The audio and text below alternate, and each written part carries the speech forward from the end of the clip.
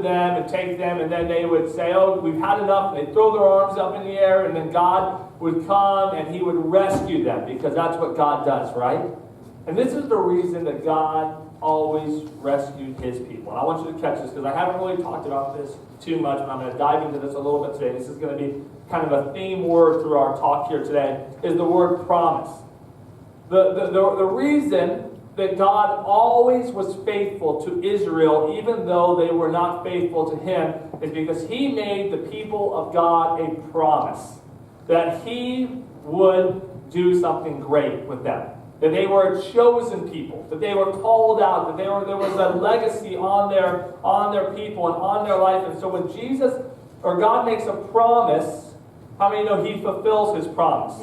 And so we see this thing with the Israelites is they would disobey in a disaster, but God was always so faithful to come and pull them out of these disasters that they got themselves, because he made a promise to them. And because he made a promise, he was going to fulfill it. You see, these people, they were called to be the light to the Gentiles, to those that were non-Israel, non-Jews. And so they were supposed to come into the promised land, and the people around them, they should have looked at them and said, wow, those are the kind of people that we want to be. Why do we need an earthly king when we can have a king, when we can have a God like their God? But yet they looked around them and they lost their focus. And so God said, well, here's what's going to happen.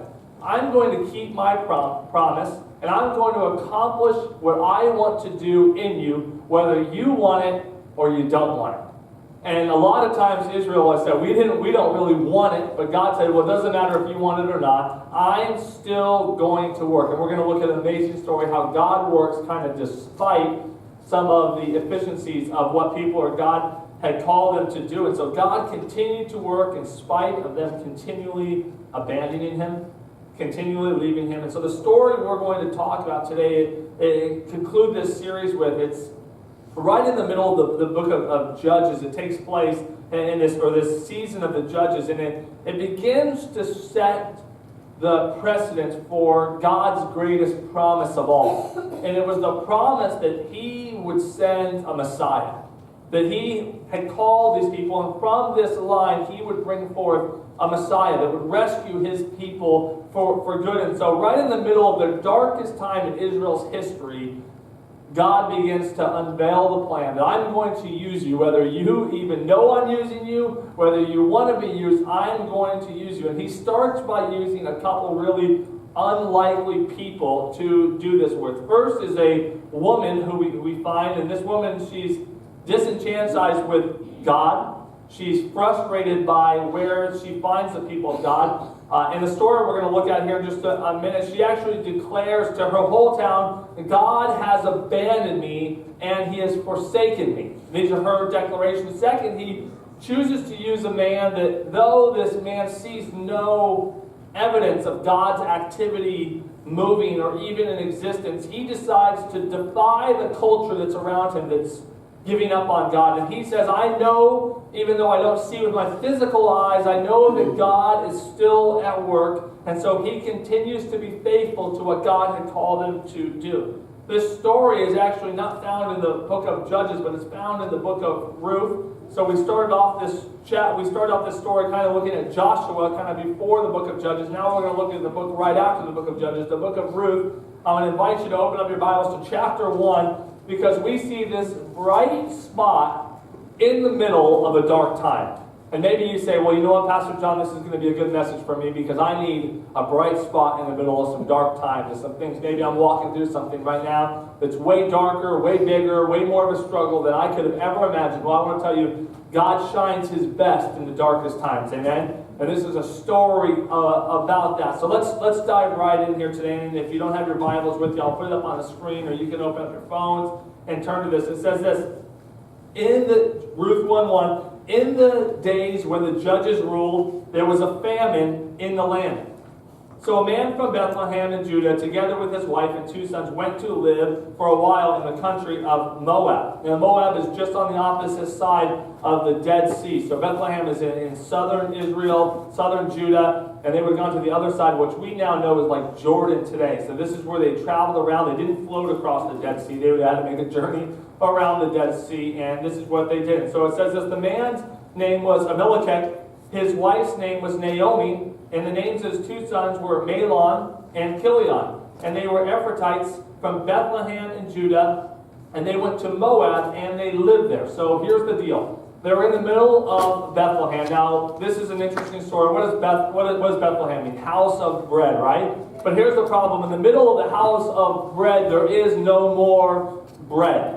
There's a famine going on in the land, and so this man and his wife and his two sons, they give up on the promises of God because they're not seeing something in the natural which God has already spoken in the supernatural, that this place had a calling, this city had a calling upon it, that it would be the house of bread, that there would be life that would come from this city, but they don't see it. So there's a famine across the land, so he makes a decision that he would leave the place of bread and he would go to a place of Moab. And they would travel around the Dead Sea, and they would go to this place, and this is what took place when they got there. And so they decided to move there, and when they moved there, they had two boys.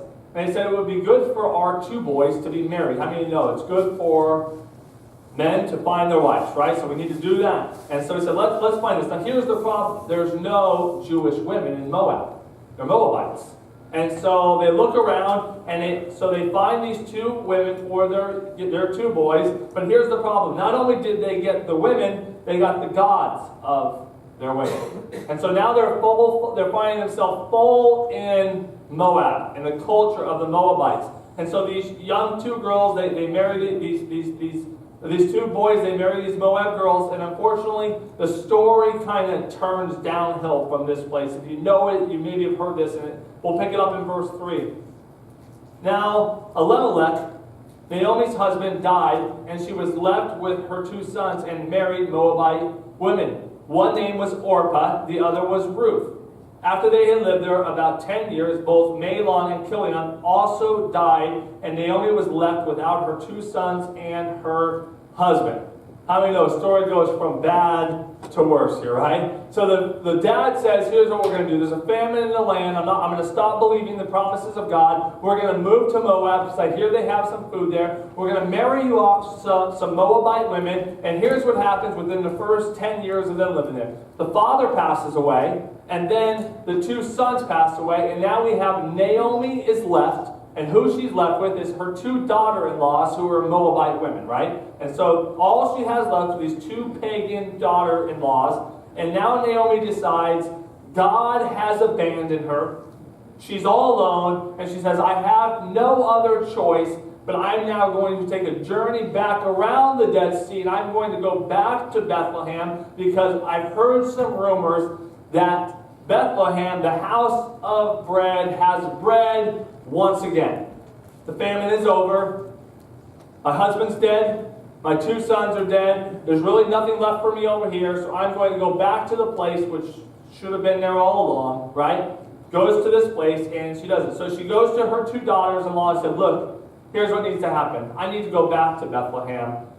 You stay here, remarry, get yourself together. And so this is what happens. Orpah decides that she's going to stay in Moab, but Ruth decides that she is going to go back to Bethlehem with Naomi. She decides to take this journey with her, despite the danger that this Moabite woman would go into Judah, into Israel, despite the circumstances of her life, of losing her husband, now leaving her family behind. She decides that she's going to go back with Naomi and be faithful to Naomi because she's made a vow to Naomi. This is the vow that she makes, and you have probably heard this, and you probably walked into people's houses where they have this passage, maybe on the walls. It's this covenant confession. It's more than just a declaration. There's a covenant that Ruth is making with Naomi. And we see it in Ruth chapter 1, verse 16 and 17. You probably heard this, but these are the words that Ruth says to Naomi. Says, but Ruth replied, don't urge me to leave you or to turn back from you. So she said, don't tell me I'm not going to stay in Moab. I'm going to make a covenant with you. That I'm going to go and I'm going to be your covering. And I'm going to go where you go. It says, where you go, I will go. And where you stay, I will stay. Your people will be my people. And what? Your God will be my God. Where you die, I will die. And there I will be buried. May the Lord deal with me, be ever severely, if even death separates you And man, this is a covenant she's making with Naomi. That your people will be my people. And your God will be my God. And I will go where you go. And I will stay where you stay. I will go with you, Naomi. And so picture this, okay? Let me help you paint the picture. These two widows go on this journey together. These two ladies. It's a long journey. It's not an easy journey as they leave Moab and they come back into Judah and they find themselves in Bethlehem. And now they're grieving. Both widows, both lost their husbands. And so Naomi comes back to this place, and this is what she says in Ruth chapter 1, verse 20 and 21. So they now arrive back home. She says, people say, hey, isn't that Naomi? I remember her. Remember she left and said, isn't. And this is what she says, don't call me Naomi. She told them, call me Mara, because the Almighty has made my life very bitter. She's upset. She doesn't see God working. She doesn't see God moving. I went away full, but the Lord has brought me back empty. Why call me Naomi? The Lord has afflicted me. The Almighty has brought misfortune upon me. How many of you know you're in a bad place when this is your words to your city that you're returning to? I left this place full. I had a husband. I had two wonderful sons. I come back with one of my daughter-in-laws who is a Moabite. Doesn't really belong here, but she's made this vow to be with me. And really this statement is a microcosm of really what the whole nation of Israel was really all about. They felt like God had abandoned them during this time. This was a dark season. They kept on being captured by other nations. They kept on being brought down, and so they were convinced that God had left them. That the promises of their forefathers of bringing them out of Egypt and bringing them through the wilderness and through the desert into the promised land, that God must not exist anymore because we feel abandoned. We feel like we're here stuck, we're in famine, not much is going on. And this is the way Naomi felt in this story. And here's the clincher to this whole thing. 3,500 years ago, or 3,500 years from now, today, we still know who Naomi is. And we still know her story.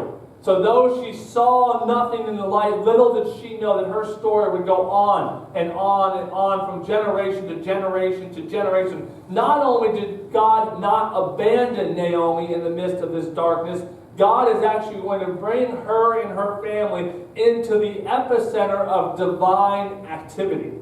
You see, God had a special plan over Naomi and Ruth. God was working a bigger plan that was going on, and so they arrived back in Bethlehem, and this is what takes place. And there was now time for the barley harvest, and there's an important detail in the Old Testament tells us in the law that they would only be able to go and collect from the barley harvest one time. If you were a landowner and you had your crops and you were ready to go do that, and whatever you weren't able to collect on the first run-through of your property, of your land, you would leave behind for the misfortunate, for the poor, for the widows, and then they could come into your property after you had already cleaned your fields, and they could pick up any of the scatterings that were left behind. And so Naomi tells Ruth, now Naomi's older in age at this point, and she says, listen, I'm not in very good health, but why don't you go and find a field, and why don't you come and try to get some barley so we can have some bread, so we can have something to eat. And so this is what happens. So Ruth goes and she begins to glean what's left of the barley, and neither have husbands to provide for them, so this is dangerous for this Moabite widow to go into this field of this Israelites and just try to find some grain. And she has no protector. And so she happens to randomly, God doesn't have too many random things to take place, right?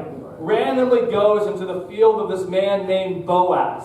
And she doesn't know this at this point, but Boaz is a distant relative of Naomi's former husband. And so Boaz is out in the field and he sees Ruth and asks who she is and name of Ruth, and she's a Moabite daughter-in-law of Naomi. And all of a sudden he's stirred by the story, because now through Bethlehem the story has beginning to come kind of full circle that Naomi has come back with a Moabite daughter-in-law, and this Moabite daughter-in-law has pledged this vow to stay with Naomi, and she would be with her. And so she's starting to gain value back in her city and in her town. And so Boaz heard this, that she'd chosen to leave her country behind. She'd chosen to leave her family and her heritage and be true to Naomi. So Boaz is impressed with this, and this is what Boaz says to her in verse 11. Now we're in Ruth chapter 2, verse 11. Boaz replied, I've been told all about you and all you have done for your mother-in-law since the death of your husband, how you left your father and your mother and your homeland, you came to live with people you did not know before. So something's happened profound here in this situation. It doesn't really fit the times, and Israel was convinced that God had abandoned them, but God's on the move. And so in verse 12 it says, may the Lord repay you for what you have done. May the Lord richly reward you by the Lord, the God of Israel, under whose wings you have come to take refuge. So Boaz tells Ruth, you should be well rewarded for what you've done to come back to Bethlehem with Naomi. And now you're under the covering of the Almighty God. You're back in Judah. You're back in Israel. You're back into the promised land. And even though you might not see it, God's protection is on his people. And so Boaz tells all his servants, and I wish I had time to tell you this whole story, but it's chapters and chapters, so I'm summarizing it for you here, so you'll have to read it. So he tells all his servants, when you see Ruth come into the field, let her be. Because this is a dangerous place for a young woman and a widow to be. It would be a dangerous place. And they're fighting over the few grains that are left in the field. So she's an honorable woman, and she's done an honorable thing by coming back with her mother-in-law. And so all of a sudden, Ruth is very successful in gleaning the barley from this field. And Naomi begins to ask questions. Hey, you're this Moabite woman going to the field. How are you bringing back so much barley for us to eat and cook and do everything? She says, well, I found favor in this man named Boaz in his field, and he's allowing me to take plenty of grain so that you and I can survive. And he's actually told us that we will come under his protection in this story. And Naomi quickly says, Boaz? Wow. Boaz is a distant relative of my deceased husband. And all of a sudden, her wheels start turning like some of you moms and grandmas do, right? And those matchmaker skills begin to go. And you say, you would look pretty good. Let me see. So Naomi's got a little process growing here. And so she begins to devise a plan. How many of you know when moms and grandmas have a plan, they got a good plan, right? They're working on something a little bit better. So she devises this plan. She knows that Boaz is a kinsman redeemer. And you might have read through this story, and you might not really understand that, and you say, well, what is a kinsman redeemer? Well, put it in terms like this. It's a rich relative. I mean, glad some of you have a rich relative that knows how to bail you out sometimes, right? And so that's kind of in terms of what this kinsman redeemer is. He's this rich relative that every family kind of had, and this is really what they did. In a kinsman redeemer, they didn't have to do these things, but they had some rights of what they would do on behalf of their family, for their family's namesake. They would do some things. The first thing they would do is they would protect impoverished family members. So if somebody fell on hard times, the kinsman redeemer of their family,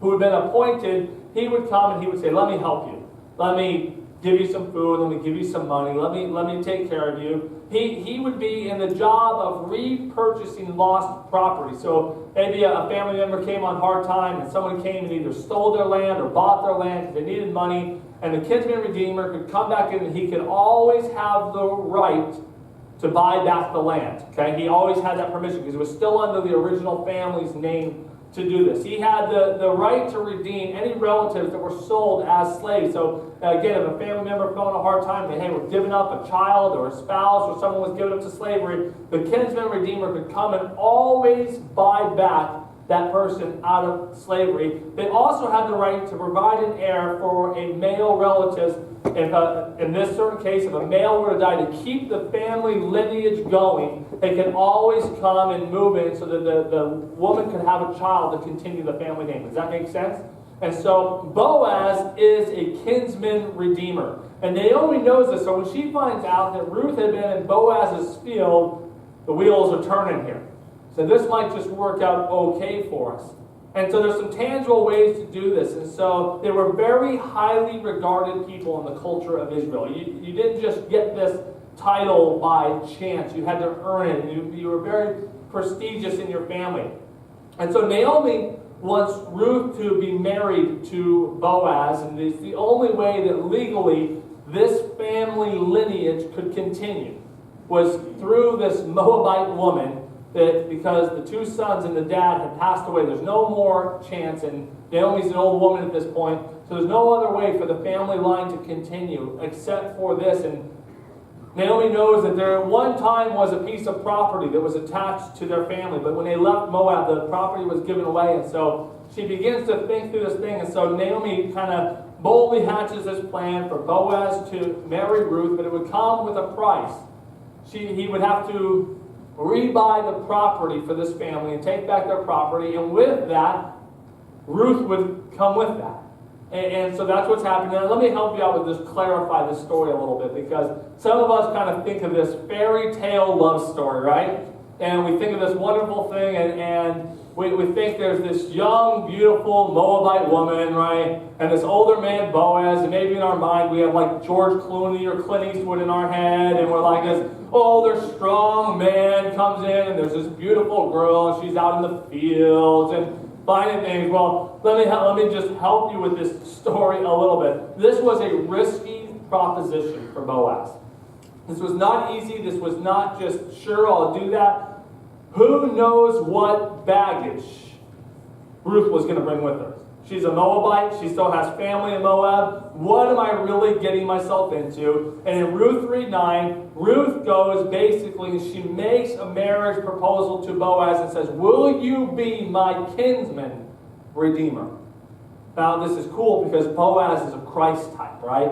And this is the thing that we always get to go to the Lord. Will you come and will you redeem me? Even though I don't deserve redeeming, will you come and will you be my redeemer? And so Boaz replies with a yes.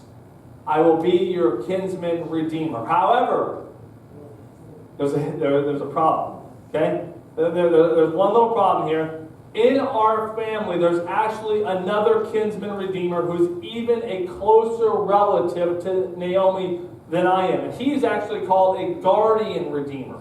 He's a higher stature or a higher value redeemer for our family. And so for me to do this honorably, I need to go to him first, and he has the first right of refusal for this property and for this woman. And so he goes and he takes in chapter 4, you can follow the story here. He basically, Boaz meets this other man at the city gates, and this is kind of where the legal transactions took place. And he begins to go and he begins to explain about Naomi and this property. And he says, are you willing to be the kinsman redeemer of this property? Are you willing to buy this back for Naomi for their name's sake and for our family's sake? And the man says, yes, I will do it. And so Boaz has a little problem. Now, how many of you guys ever know, sometimes when you buy something or you get something,